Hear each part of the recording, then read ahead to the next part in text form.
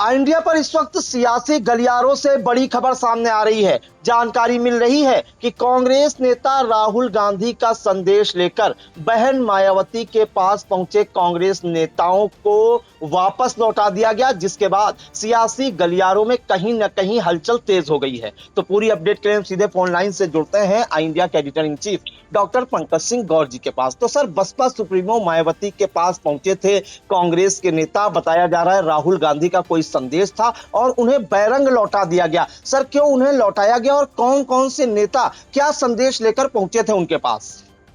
देखिए प्रियांशु, ये जो आज का घटनाक्रम है ये बहुत ही महत्वपूर्ण है, इसलिए चूंकि 2027 में उत्तर प्रदेश में विधानसभा के चुनाव हैं।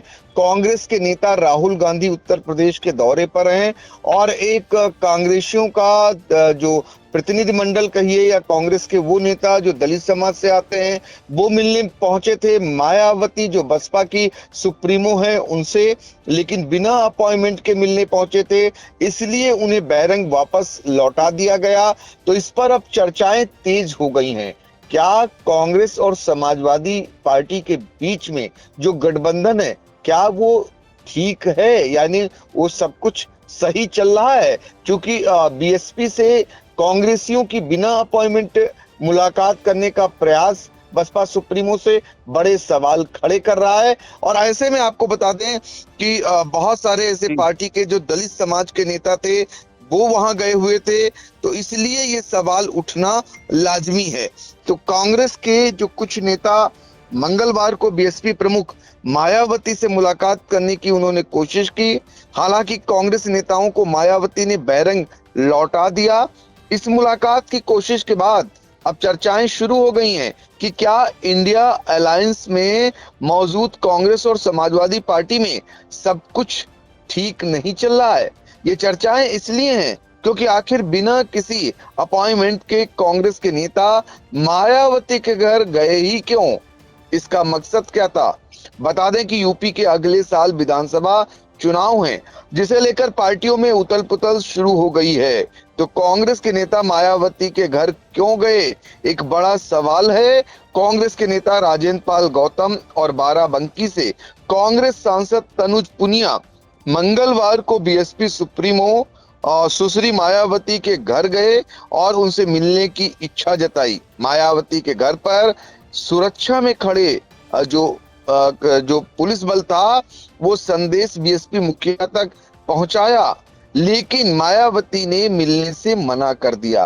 कहा जा रहा है कि राहुल गांधी के जो यूपी में दौरा चल रहा है उससे पहले कांग्रेस नेता मायावती से मिलकर कुछ बात करना चाहते थे, लेकिन मायावती नहीं मिलना चाहती थी। चर्चा ये भी है कि कांग्रेस के नेता राहुल गांधी के यूपी दौरे से पहले उनका संदेश लेकर बसपा सुप्रीमो के घर गए थे। सिर्फ खैर खबर लेने गए थे या फिर कुछ और? अब ये सवाल उठना शुरू हो गया है। बीएसपी मुखिया से मुलाकात की इस कोशिश के बारे में तनुज पुनिया ने जो कहा वो भी आपको सुनाते हैं। उनका क्या कुछ कहना है, जरा सुनिए। नमस्कार। देखिए, कांग्रेस पार्टी कार्यालय में मीटिंग हुई थी एससी डिपार्टमेंट की, जिसमें राजेंद्र पाल गौतम जी और तमाम सामाजिक संगठनों के लोग और एससी डिपार्टमेंट के पदाधिकारी मौजूद थे। उसमें मायावती जी की स्वास्थ्य के बारे में चर्चा हुई। तो जब वहां से निकले, बगल में माननीय मायावती जी का आवास था।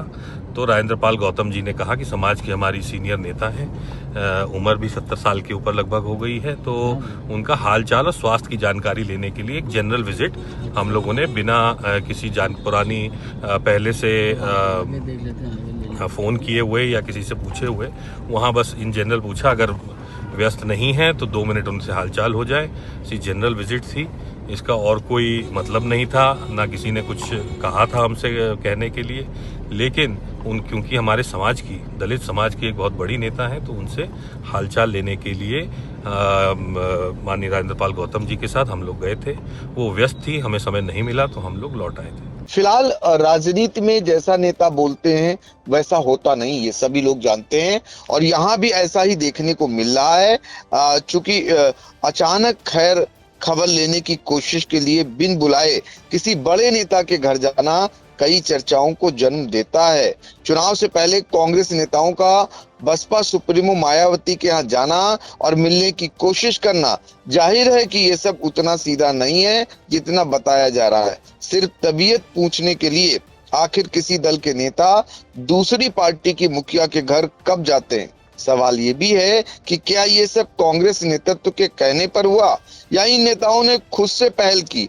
तो ये एक आपको 2027 तक, जब तक चुनाव होने हैं तब तक आपको ऐसे घटनाक्रम अक्सर देखने और सुनने को मिलेंगे।